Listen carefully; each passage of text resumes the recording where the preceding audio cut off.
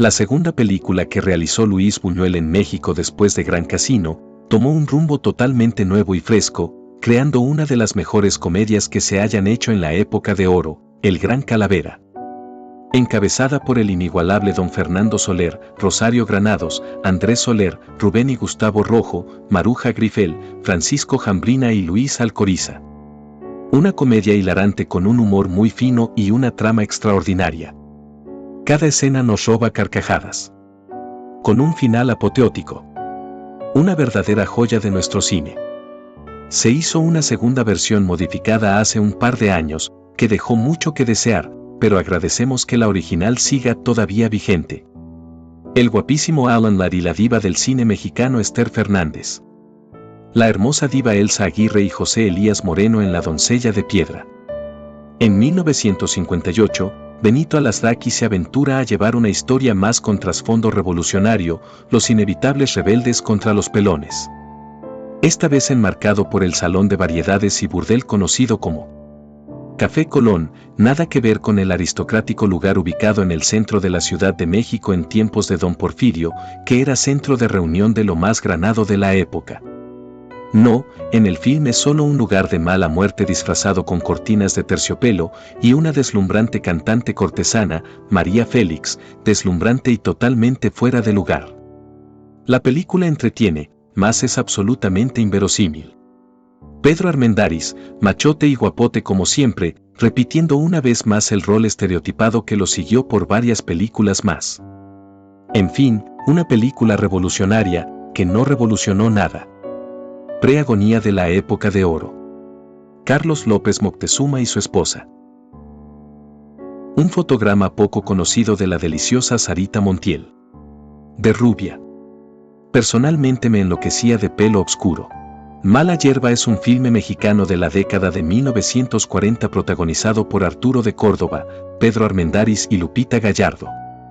La historia se centra en la hermosa Marcela Gallardo, que es forzada por su patrón a volverse su amante. Sin embargo, Gertrudis de Córdoba, un joven que regresa de los Estados Unidos, ayudará a la joven Marcela. Carlos Orellana.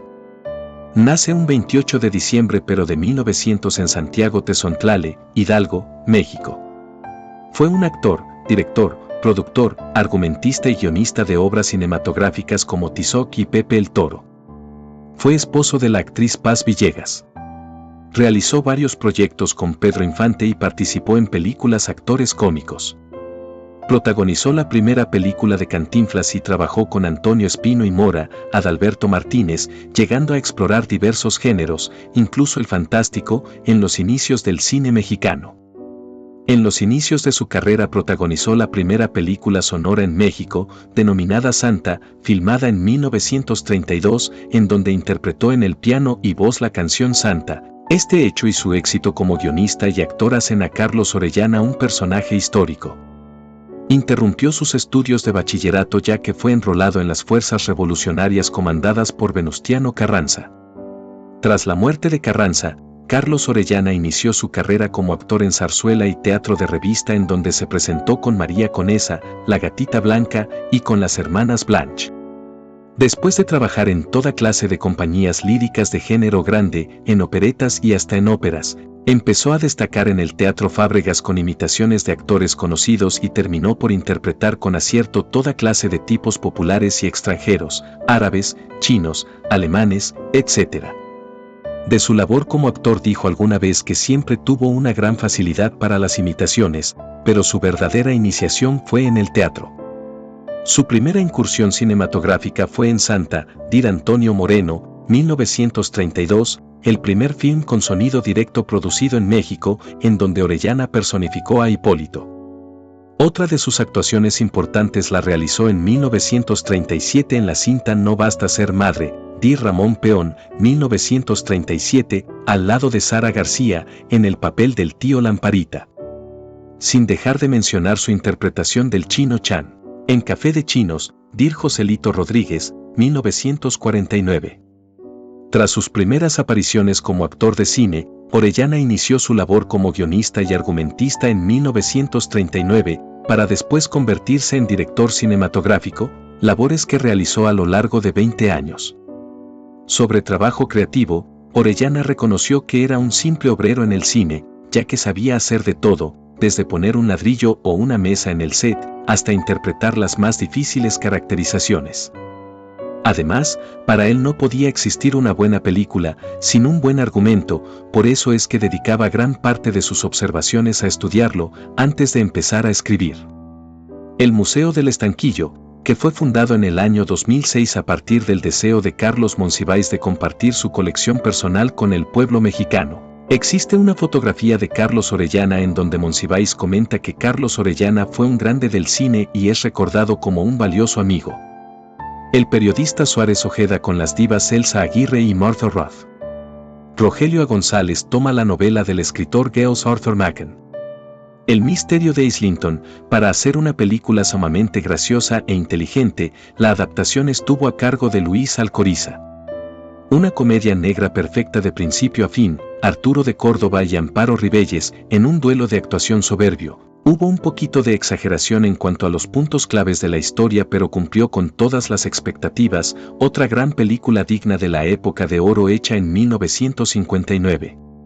Una de las mejores películas de la época de oro del cine mexicano. Tizoc. Ganadora del Globo de Oro como la mejor película extranjera y del Oso de Plata Festival de Berlín como mejor actor, Pedro Infante y la gran estrella María Félix. Año 1957. El guapísimo Miguel Torruco y la hermosa diva Elsa Aguirre en la cinta Acapulco.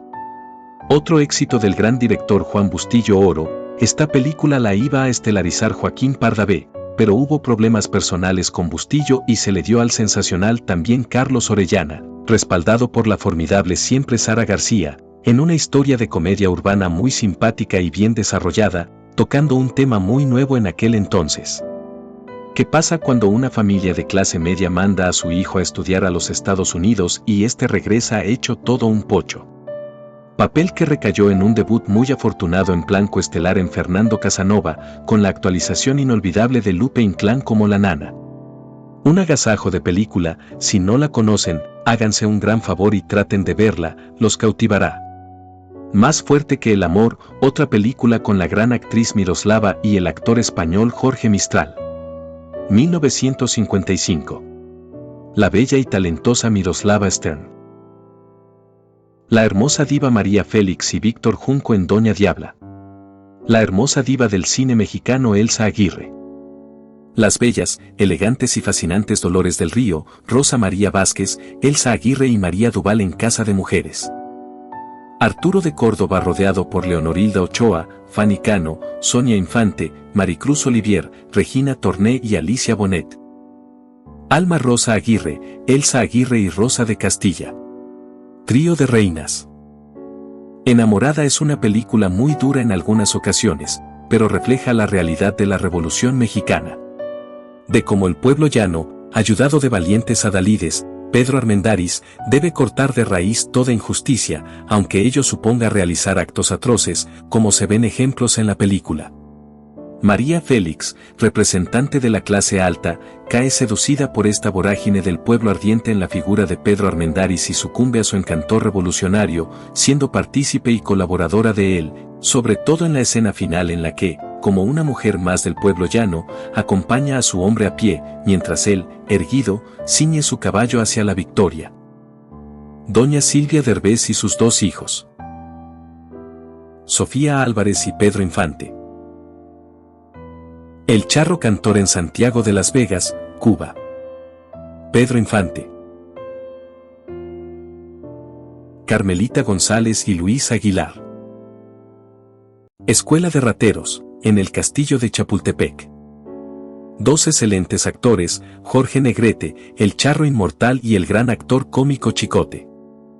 Germán Valdés Tintán llegó a la comedia casualmente, al estar trabajando en la XCJ, accidentalmente es descubierto por Meneses, imitando al Flaco de Oro, que le ofrece ser locutor. Tiempo después en 1938 llega Paco Mellor y lo contrata, para ir de gira a Los Ángeles y México como el personaje de Topillo Tapas. Es aquí donde conoce a Marcelo Chávez con quien trabajaría por muchos años, en ese tiempo y para debutar en México Malumer y Mellor le cambian el nombre a Tintán, porque como Topillo ya había otro personaje en México y además a los empresarios les parecía que con ese apodo no pegaba tanto. Y se torna en el Pachuco, un personaje que mezclaba el inglés y el español y vestía de zoot suit, así que como el Pachuco lo vimos en varias de sus películas. Luego digamos que da el brinco al siguiente personaje. Un hombre urbano, y de aquí en adelante Germán Valdés haría muchos más personajes, todos ellos bajo la atinada dirección de Gilberto Martínez Solares, quien le da libertad y esto dio origen a que Tintán causara una revolución en la forma de hacer reír en el cine, y Germán tuvo mayor oportunidad de lucimiento en la pantalla grande, con técnicas que antes no se habían empleado. Una de estas técnicas fue cuando Tintin empieza a interactuar con la cámara, rompe la cuarta pared, empieza a bailar, a cantar, creando todo un universo sensual, erótico alrededor suyo en Calabacitas Tiernas de 1949. Así es como Germán Valdés Tintán empieza a ser el rey del barrio. Pedro Infante y Fernando Casanova. El Charro Cantor y el trío Calaveras. Carlos López Moctezuma, Emilio Fernández y Pedro Armendáriz, al centro de ellos el padre de don Raúl de Anda y abuelo de Rodolfo de Anda. La entonces niña Angélica María en Los Gavilanes. María Cristina Guadalupe Vega Hoyos. Kitty de Hoyos. Fallece un día 28 de diciembre de 1999 a los 63 años de edad. Nacida en la Ciudad de México el 8 de febrero de 1936. En 1954 inició su carrera cinematográfica cuando tenía 18 años en la película Qué bravas son las costeñas. Ese mismo año actuó en las cintas Yo no creo en los hombres y La culpa de los hombres. En 1955, obtuvo su primera actuación estelar en la película Esposas infieles, donde, a los 19 años, realizó un desnudo parcial que le significó un gran éxito, ya que fue una de las primeras actrices que posó desnuda para la pantalla grande del cine mexicano. Su último trabajo fue en la obra teatral Quién, Yo, dirigida por Rafael Perrín. A lo largo de su carrera compartió créditos con artistas de la talla de Arturo de Córdoba, Pedro Armendáriz, Silvia Pinal, Marga López, Columba Domínguez, David Reynoso y Javier Solís, por mencionar algunos. Falleció el 28 de diciembre de 1999, a los 63 años, víctima de cáncer. La popularidad del Charro Cantor. Don Fernando Soler y Yolanda Varela. La bellísima diva Dolores del Río. Pedro Infante y Marga López. Carmelita González, Pedro Infante y Pedro Vargas. El Charro Cantor y Gloria Marín. Cristian Martel y Pedro Infante. María Victoria, Luis Aguilar, Chela Campos. La bella Elsa Aguirre. Bellísimas María Elena Márquez y Susana Guízar. Dos estrellas de nuestro cine nacional. Grandes actrices mexicanas, Luz María Aguilar, María Duval, Virginia Gutiérrez, Irma Dorantes y María Victoria. Jorge Negrete y Lilla del Valle. El Charro Cantor y Cary Grant junto al empresario de la Warner Brothers, en Hollywood. Le dan un gran recibimiento al Charro Cantor en España. El vampiro. Desde el Drácula hispano, los vampiros no hacían su aparición en las pantallas hablando español. En El vampiro, Fernando Méndez no solo toma abiertamente al personaje de Bram Stoker y lo ubica adecuadamente en el contexto mexicano, sino que además se anticipa, al menos un año antes, a la sensual versión del conde que haría el británico Christopher Lee en los filmes de la productora Hammond. Dueño de una amplia cultura cinematográfica, sus colegas lo apodaban Cecil B. de Méndez en alusión al famoso director hollywoodense Cecil B. DeMille. Fernando Méndez demuestra en El vampiro un dominio espléndido del cine de géneros, algo poco común entre los directores mexicanos de su tiempo. Exceptuando a una Abel Salazar completamente fuera de papel, el resto de los actores imprimen a sus personajes una veracidad difícil de lograr en un filme que, mal dirigido o interpretado, podría haberse convertido en una comedia involuntaria. El éxito obtenido por El vampiro en su estreno animó a su director a dirigir la secuela, El ataúd del vampiro. Ambas cintas integran hoy en día uno de los dípticos más singulares y famosos de nuestra cinematografía. Salón México. A pesar de que el paisaje rural fue el entorno característico en la mayoría de sus películas, Emilio Fernández nunca despreció las oportunidades que le brindaba el cambiante panorama de la Ciudad de México para ubicar algunas de sus historias.